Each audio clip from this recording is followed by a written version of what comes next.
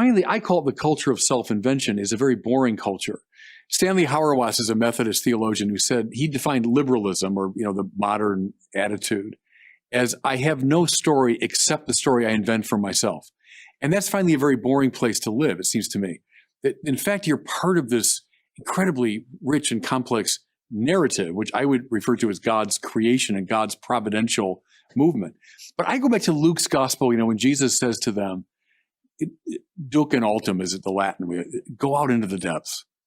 You people have been horsing around in the shallows way too long. That's where the fish are, by the way. But also it's where adventure is. It's where the glory of life is. Get out into the depth.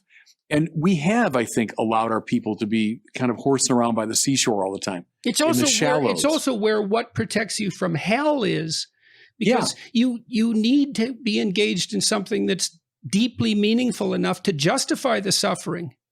And so, part of what happens in the story of Christ is the only thing deep enough to justify that level of suffering is absolute immersion in a cosmic drama. And then you ask yourself, well, are we each immersed in a cosmic drama? And it's not so easy to say no to that. It's a life or death situation, and everything's in it. Well, and I would say the instinct of a Christian is to go where the suffering is. So I spent a lot of my life forming priests, so working in the seminary. Eventually, I was the rector of the seminary. So my job was to help these young guys discern the priesthood. And I would say that's the test. I mean, do you have an instinct to go where the pain is, to go where the suffering is? If you want to live a comfortable life, then don't become a priest. You might be a bad priest, if you embrace a comfortable life, but it's the Mother Teresa model. It's the Duc in altum. Go out into the depths, and the depths mean the depth of human suffering.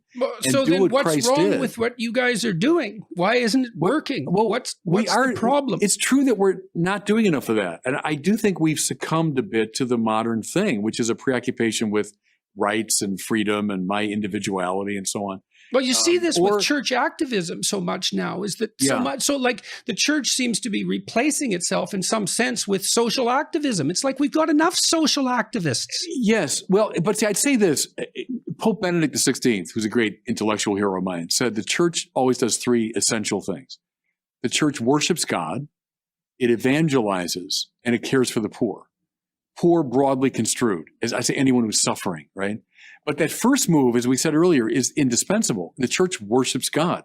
It teaches the world right praise, because without right praise, the whole thing falls apart. Secondly, it evangelizes. What's that? Well, that's a cool thing too, because euangelion in Greek, good news. They were playing with that because the Romans would have used that in the eastern part of the empire to announce an imperial victory. They would send an evangelist ahead with the good news. Euangelion, hey, Caesar won a victory. So these very edgy first Christians who had zero social status, no power, no military behind them said, oh, no, I got the true Euangelion. It's about Jesus risen from the dead, who was put to death by Caesar, but whom God raised. So that's the proclamation of the good news, that now we have hope. Now the sacrifice has been made, and God's love is greater than anything that's in the world. Okay, now I got those two things in place. Now serve the poor. Now go where the pain is, go where the suffering is. But if you divorce them from each other, and that has happened. So who cares about worship? And that's fussing around with altars and sacristies. And who cares about evangelization? Let's just get down and serve the poor. Then it does devolve simply into social work, right? But if the three are together, worship God, evangelize the dying and rising of Jesus, and serve the poor, now the church is cooking, All right, so let's look at the second one of those. So, it seems to me, I can understand this, not that whether I can understand it or not is a hallmark of its validity, but I have to try to understand what I can understand. I can understand the idea that bearing forward in a moral direction, acting as if being is intrinsically good, and that humanity as part of that is also intrinsically good. Bearing all that up as a set of propositions, even in the most extreme cases of suffering, I can see that as a valid moral good. That's Christ's refusal to be, what would you say, corrupted by the injustice of his and terror of his fate. And so that might be something like, you don't have the right to become a tyrant no matter how badly you were tyrannized, let's say. And I think that's an unshakable moral proposition. But then there's the resurrection element of it, because I could say, well, the first thing I would say is, well, I kind of understand that psychologically. Parts of us die, and they have to die because they're in error. They have to be cast off, and we're reborn constantly as a consequence of our movement, our ascent forward. There's no movement forward without some death of the past. And so I can see the resurrection idea as a metaphor for the part of us that continues onward despite our failures and constantly reconstitutes our spirit.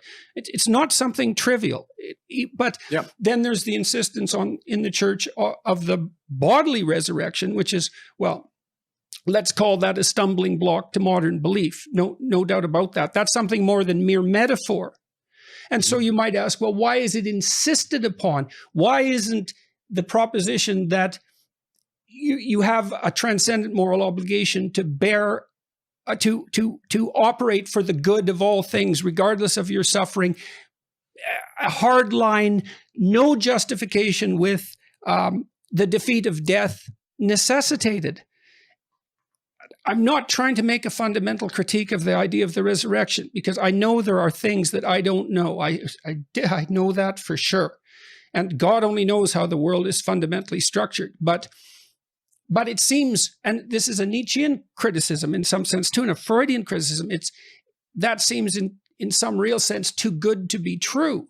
Yeah. So, and so what do you make of the resurrection? How do you conceptualize it, even as it's related in the Gospels?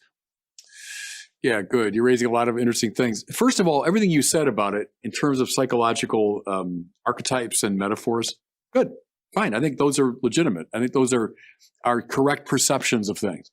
And it has indeed functioned that way in a lot of the literature of the world, resurrection type stories. But I think what's really interesting about the New Testament, as Lewis said, C.S. Lewis, when someone said, well, the New Testament is just another iteration of the ancient myth. And he said, anyone that says that has not read many myths, because there's something so distinctive about the New Testament. And what I would say, Jordan, first this. I think from the first page of Matthew through Revelation, what you get throughout is this, what I call this grab you by the shoulders quality. They knew about literature that is conveying deep psychological and philosophical truth. Paul certainly knew that literature very well. Doesn't sound like that, though. It has overtones with it. It bears some of that. It has family resemblances with it. But what you find on every page is this euangelion, this good news. So everything you said is true. I think it is true. But it's not exactly news. It's part of the Philosophia Perennis. It's been around for a long time and a lot of the great thinkers of the world. And again, I agree with it. I like the Philosophia Perennis. But the New Testament is people who grabbed everyone they met by the shoulders to say, something happened. Something's happened here that we were not expecting, that was not part of our thought system. And it's so shaken us up that we feel obligated to go careering around the world and indeed to our deaths, announcing it and defending it. And what it was the fact, here in the 10th chapter of Acts of the Apostles, this sort of almost tossed off line, we who ate and drank with him after his resurrection from the dead. I don't think people trading in mythic talk use that kind of language. Mythic language, and again, I say it with high praise. I love the myths. But, once upon a time or in a galaxy far, far away, and then a mythic story unfolds. But you read the Acts of the Apostles. Did you hear about what happened? It first was up in Galilee, and then in Judea. Those people, John the Baptist, remember John the Baptist? Well, and then there's Jesus, and then in Jerusalem, and then we who ate and drank with him after his resurrection from the dead. That's what, and then look at Paul who saw him on the road to Damascus. Now the Pauline letters, man, they do not read like myths. They just don't. And I love the myths. I love the Philosophia Perennis, but it doesn't read like that. It reads like someone who has been so bowled over by something, and he wants you to know about it, and it's changed everything. And I think what it was what we said earlier. It's okay, now we know God's mercy and love is greater than anything we can possibly do. Why? Because we killed God. And that's why Paul will say, I'm going to hold up one thing to you, Christ and him crucified. And crucified him, man, it was the most horrific thing they could imagine in the ancient world. It was deeply embarrassing even to talk about a crucifixion. Paul says, no, let me put it right in your face. See, the author of life came and we killed him. But I got the good news, euangelion, is God's mercy and love is greater because he brought this Jesus back from the dead.